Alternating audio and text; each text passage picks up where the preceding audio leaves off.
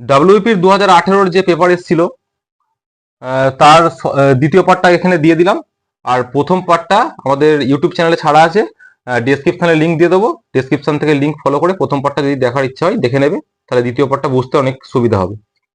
ওটা কি আছে, একটি ব্যাগে 1 টাকা 50 পয়সা ও 25 পয়সার মূল্যের সংখ্যার অনুপাত বলে দিয়েছে 2:, বলে দিয়েছে 1 টাকা 50 পয়সা আর 25 পয়সা।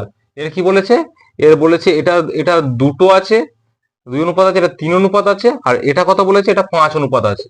এটা 2 অনুপাত থাকা মানে কি, এর সঙ্গে আমার কত গুণ হবে, এর সঙ্গে আমার গুণ হবে, গুণ কত হয়, গুণ হয় 100, এর সঙ্গে কত গুণ হবে, গুণ 50, আর এর সঙ্গে কত গুণ হবে, এর সঙ্গে গুণ হবে 25। তাই হচ্ছে, তাহলে এটা আমি যদি যদি এটা যেহেতু অনুপাত বলেছে, যেহেতু এটা অনুপাত বলেছে, তাহলে এগুলো সব কটা কাটা কাটা যাবে, এটা 4 হবে, এটা 2 হবে, আর এটা কত হবে, 1 হবে, সব কটাকে 25 দিয়ে ভাগ করলাম, তাহলে এটা কত হচ্ছে উত্তর, এটার সঙ্গে এটা গুণ করে এটা হয়ে যাচ্ছে 8:, এটার সঙ্গে এটা গুণ করে কত হয়ে যাচ্ছে 6, আর এটার সঙ্গে এটা গুণ করে কত হয়ে যাচ্ছে 5×5। তাহলে আমার উত্তরটা কত হলো, উত্তর হলো 8, 6, 8:6:5। এটা হচ্ছে অপশন সি, অপশন সি হয়ে গেল আমার সঠিক উত্তর। ঠিক আছে, 2 নম্বর অঙ্কটা আছে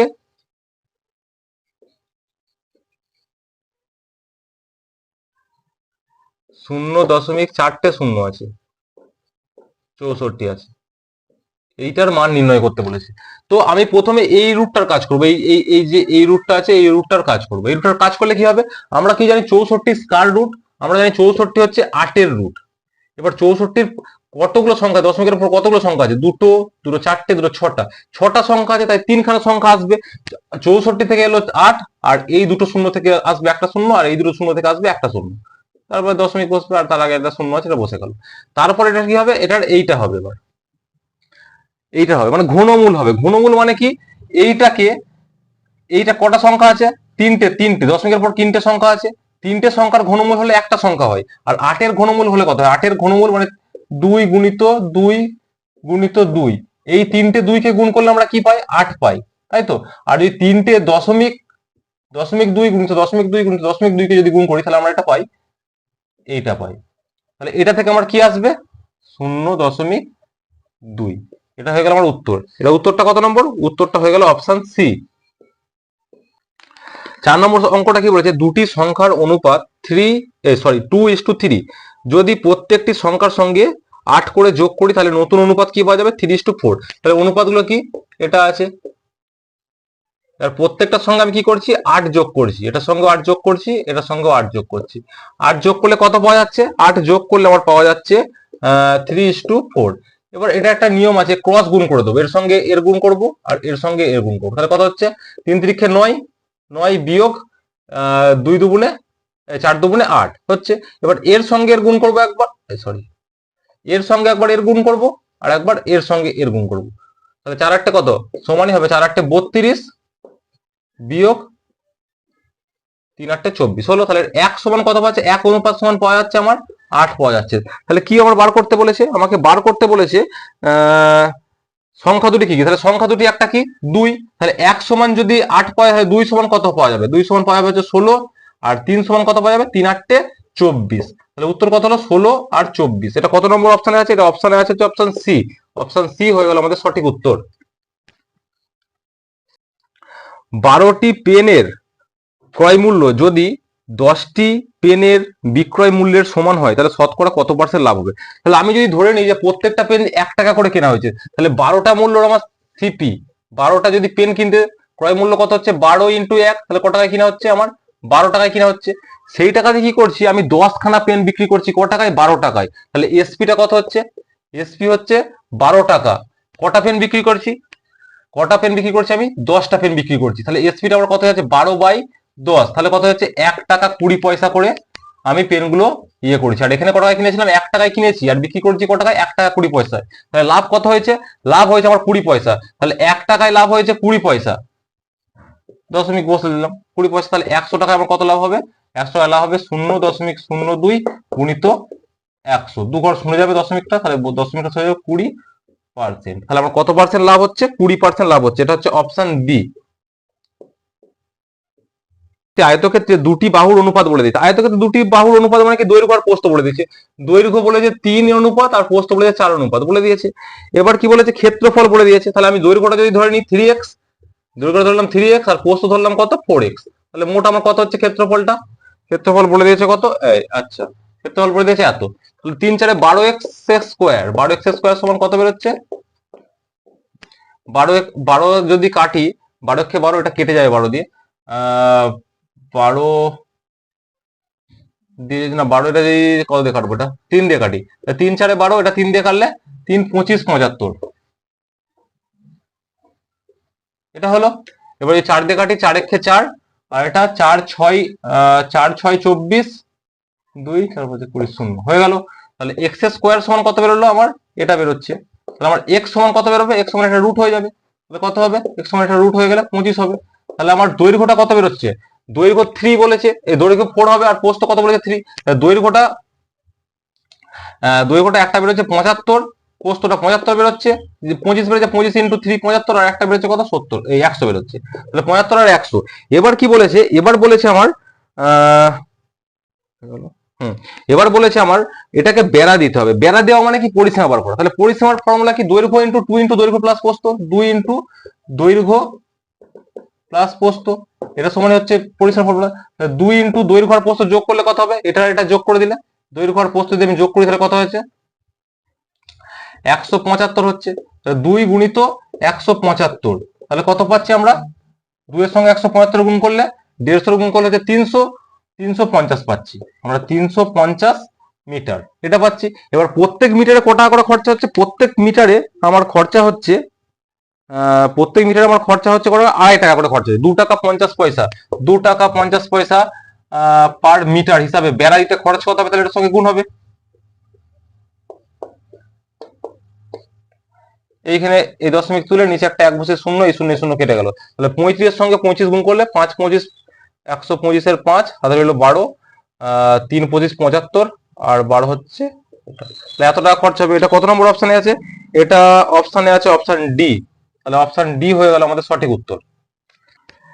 একটি ঘড়ি 4টে ঘন্টা বাজতে কতক্ষণ সময় লাগে, 4 সেকেন্ড সময় নেয়। তাহলে 8টা ঘন্টা বাজতে কতক্ষণ সময় লাগবে।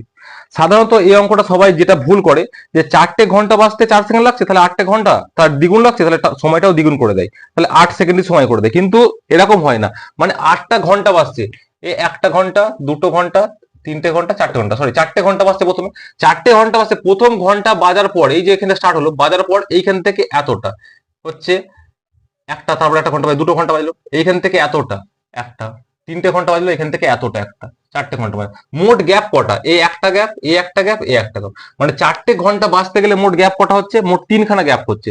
আর 3খানার গ্যাপের জন্য কত টাইম লাগছে আমার, 4 সেকেন্ড টাইম লাগছে। 3খানা গ্যাপের জন্য আমার 4 সেকেন্ড টাইম লাগছে। এবার মোট, এবার দ্বিতীয় কোশ্চেনটা কি বলেছে, মানে দ্বিতীয় পার্টটা বলেছে কি, যে 8টা ঘন্টা বাজতে গ্যাপ কটা হবে, 1টা ঘন্টা, 2টো ঘন্টা, 3টে ঘন্টা, 4টে ঘন্টা, 5টা ঘন্টা, 6টা ঘন্টা, 7টা ঘন্টা, 8টা ঘন্টা।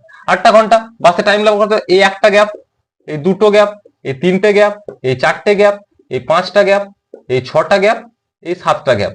মানে যতগুলো ঘন্টা বাজার কথা বলবে তার থেকে একটা গ্যাপ কম হবে। তাহলে এই 7খানা গ্যাপ, এই 7খানা গ্যাপের সময় কত লাগবে, 3খানা গ্যাপের সময় হচ্ছে কত 4, তাহলে 1খানা গ্যাপের সময় হচ্ছে 4/3, আর 7খানা গ্যাপের সময় কত,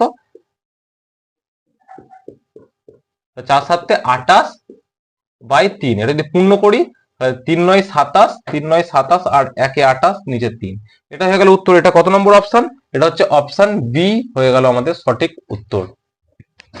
8 নম্বর অঙ্কটা কি আছে, একটি চৌবাচ্চা 5 ঘন্টায় পূর্ণ হয় একটি নল দিয়ে, কিন্তু ওই চৌবাচ্চাটিতে একটি ছিদ্র থাকায় 6 ঘন্টার আগে পূর্ণ হতে, মানে ওই নলটা যখন চালু থাকবে প্লাস ছিদ্রটাতেও যখন জল বেরিয়ে আসবে তখন 6 ঘন্টা লাগবে। তাহলে ওই ছিদ্র দিয়ে যদি নলটাকে, এই চৌবাচ্চাকে পুরোটা খালি করা হয়, তাহলে কত টাইম লাগবে। আমি এটা কি ধরে নিলাম, এটা হচ্ছে ভর্তি করছে, এই নলটা হচ্ছে কি করছে, ভর্তি করছে, এটা নল, আর বিটা হচ্ছে, আর বি হচ্ছে ছিদ্র, বিটা হচ্ছে ছিদ্র, এটা হচ্ছে নল, আর বিটা হচ্ছে ছিদ্র। তাহলে এ আর বি যখন একসঙ্গে কাজ করছে তখন কি হচ্ছে, এ আমার কি করছে, ভর্তি করছে, আর বি করছে কি, আমার খালি করে দিচ্ছে। এটা করতে আমার 6 ঘন্টা সময় লাগছে। আর যখন এ নল দিয়ে এ যদি একা পূর্ণ করে, তাহলে 5 ঘন্টা আমার পূর্ণ হয়ে যাবে। তাহলে আমি এদের এলসিএমটাই হচ্ছে কত ইউনিট জল ধরে বা চৌবাচ্চা কত, এদের এলসিএমটা কত বেরোবে, এদের এলসিএম বেরোবে 30।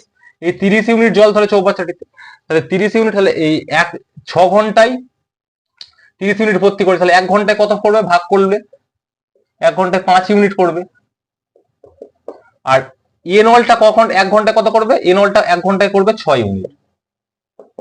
6 ইউনিট হলো। এবার আমি বিয়োগ করে দেবো, না সরি, এটা যদি বিয়োগ করে দিই তাহলে এটা যেহেতু খালি করছে তাহলে এটা মাইনাস দিয়ে থাকবে, তাহলে মাইনাস বি সমান, যেহেতু বিটা খালি করছে, যদি বিয়োগ করি তাহলে এ আর এ কেটে যাবে, কেটে গেলে মাইনাস বি সমান কত হচ্ছে, এটা 1 ঘন্টায় কত হচ্ছে, মাইনাস বি সমান 1 ঘন্টায় কত হচ্ছে, 1 ঘন্টায় হচ্ছে 6 থেকে বিয়োগ করলে -1 হচ্ছে, 1 ইউনিট। মাইনাস কথাটার অর্থ হচ্ছে খালি করা, তাহলে এটা খালি করছে কতটা, এটা 1 ঘন্টায় খালি করছে 1 ইউনিট। মোট আমার কত ইউনিট খালি করতে হবে, মোট খালি করতে হবে মানে 1 ঘন্টায় খালি করছে 1 ইউনিট খালি করছে। তাহলে মোট আমাকে কত ইউনিট খালি করতে হবে, 30 ইউনিট, টোটাল ট্যাঙ্কটা 30 ইউনিট, তাহলে 30 ইউনিট খালি করবে কতক্ষণে, 30 ইউনিট খালি করবে আমার কতক্ষণে, 30 ঘন্টা টাইম লাগবে, 30 ঘন্টা টাইম লাগবে, এটাই হয়ে যাবে উত্তর, 30টা উত্তর। এবার কত নম্বরটা অপশনে আছে, এটা অপশনে আছে অপশন বি, অপশন বি আছে, এটা অপশন বিটা হয়ে যাবে সঠিক উত্তর। বলেছে এই সংখ্যাটা দেওয়া আছে, এই সংখ্যাটার এর বর্গমূলকে কত দিয়ে গুণ করলে 1 হওয়া যাবে। আগে জানতে হবে যে এই সংখ্যাটার বর্গমূল কত, এটাকে যদি আমি বর্গমূল করি, আমাদের 30 পর্যন্ত বর্গমূল সবার মুখস্থ করে রাখা দরকার। তো এটার বর্গমূল কত হবে, এটার বর্গমূল আবার হবে 29, 29কে 29 দিয়ে গুণ করলে এটা পাওয়া যায়। আর এর বর্গমূল কত হবে, এটাই বর্গমূল করে দেখে নিচ্ছি, যেহেতু এত বড় বর্গমূল মনে রাখবো তাই আমি মনে রাখা দরকার নেই, আমি দেখে দিচ্ছি। 4 4 16, 4 2 5, 4 2 কত হলো 8 এলো, যেহেতু 5 আছে তাই 5ই বসাতে হবে, তাহলে 5 5 25 এর 5, 5 8 40 আর 2 42 হয়ে গেল। তাহলে এটা এর বর্গমূল কত হলো, এটা হলো। তাহলে এবার বলেছে এর সঙ্গে কত গুণ করলে 1 হবে। নিয়মটা কি, কোন সংখ্যার সঙ্গে তার অনন্যকে গুণ করলে গুণফল 1 হয়, তাহলে এর অনন্যক গুণ করতে হবে, এর অনন্যকটা কত হবে, সংখ্যাটা উল্টে যাবে, 45/29, এটা হয়ে যাবে, এত গুণ করতে হবে, এটার সঙ্গে এটা গুণ করলে 1 হবে। দেখো একবার গুণ করে দেখিয়ে দিচ্ছি, এইটা বাই 45 গুণিত 29, সরি এর অনন্য কোনটা, এটা বাই 29, কাটাকুটি হয়ে যাবে, এই 29 কেটে গেল, এই 45 এই 45 কেটে গেল, তাহলে সমস্ত কিছু কাটাকুটি হয়ে যাবে, কত 1 হবে, 1 হয়ে যাচ্ছে, তাহলে আমার মিলে যাচ্ছে। কিন্তু উত্তরটা কি হয়ে যাচ্ছে, উত্তরটা আমার হয়ে যাচ্ছে এটা 45/29। উত্তরটা কত নম্বর আছে, উত্তরটা আছে অপশন সি আছে, অপশন সি হয়ে গেল আমাদের সঠিক উত্তর। হ্যাঁ, দুটি সংখ্যার অনুপাত কত বলেছে, দুটি সংখ্যার অনুপাত বলেছে 6:13, আর সংখ্যা দুটোর এলসিএম বলে দিয়েছে। এলসিএম কত বলেছে, এলসিএম বলেছে আমার 312। তাহলে কি করব, আমি এই সংখ্যা দুটোকে এক্স দিয়ে করতে পারি, কিন্তু এক্স দিয়ে করাটা আমি না করাটাই ভালো। আমি এই দুটো যদি আমি এলসিএম করতাম তাহলে কোনোটাই তো মিলছে না, তাহলে এলসিএমটা কি হতো, এটার সঙ্গে এটা গুণ হয়ে যেত এলসিএম, তাহলে 6 13 কত হয়ে যেত 78।